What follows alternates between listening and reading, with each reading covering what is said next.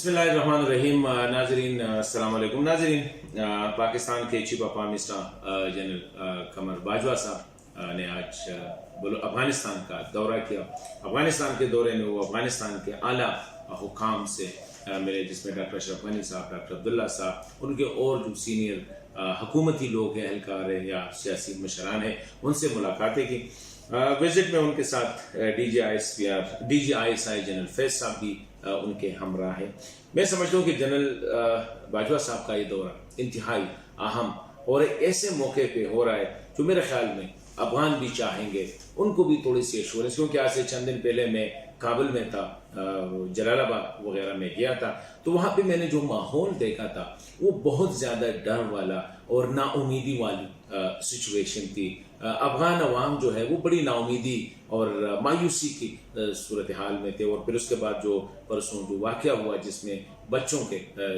मतलब एक जानवर भी नहीं करते, 20 भी नहीं करते, कि बच्चों के स्कूल को टारगेट किया, बच्चियों के स्कूल को टारगेट किया, और उसमें कई मतलब एक 60-70 के करीब जो है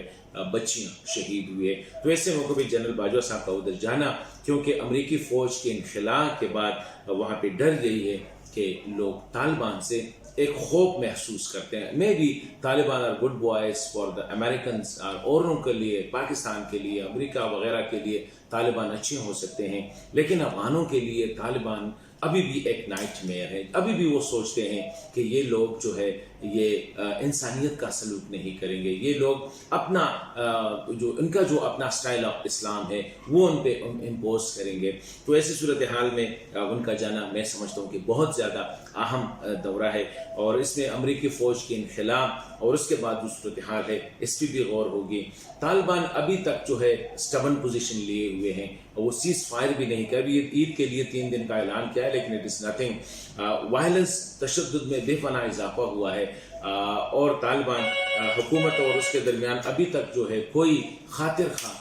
वो जो मैं समझता हूँ कि कोई एग्रीमेंट या कोई जिस तरह कहते हैं कि कोई इस तरह जिसपे वो सारे मुत्तहिद हो, मुत्तफिक हो, कोई ऐसा निज़ाम सामने नहीं आ रहा है। डॉक्टर अशरफ गनी साहब ने भी कहा है, तालिबान के जो लीडर है मुल्ला हैबतुल्लाह साहब, उसने भी एक प्रपोजल पेश की है कि एक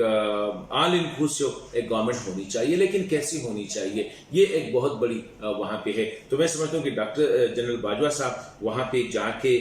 डेफिनेटली, क्योंकि अफगानों की जो ज़्यादा उनकी जो नज़र है वो पाकिस्तान पे रहती है, वो ये समझते हैं कि पाकिस्तान जो है वो तालिबान को कंट्रोल कर सकता है, वो ये समझते हैं कि तालिबान जो है वो पाकिस्तान से इंस्ट्रक्शन लेते हैं या नहीं लेते हैं ये और बात है, लेकिन अफगानी इस बात पे कन्विंस है कि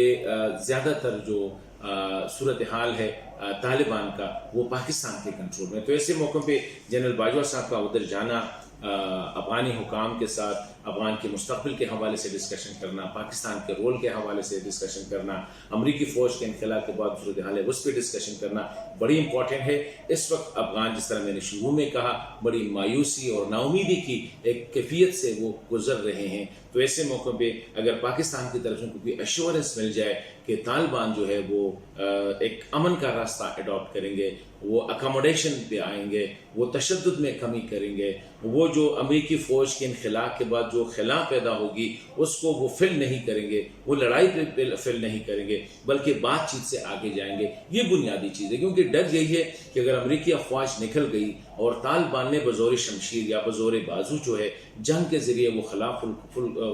वो भरने की कोशिश की, तो उससे हालात बहुत ज़्यादा बिगड़ सकते हैं। पाकिस्तान का किरदार, अमेरिका का किरदार, सबका किरदार ये होना चाहिए कि तालिबान को ये इस पर कन्विंस करे कि अमरीकी फ़ौजों के जाने के बाद ये ना हो कि वो आके लड़ाई पे उतरेंगे। अगर वो लड़ाई करेंगे, फ़ौज भी लड़ेगी, हुकूमत भी लड़ेगी, और इसी तरह नुकसान जो है ये खित्ता जो है एक बार फिर बदनामी के उसमें चला जाएगा।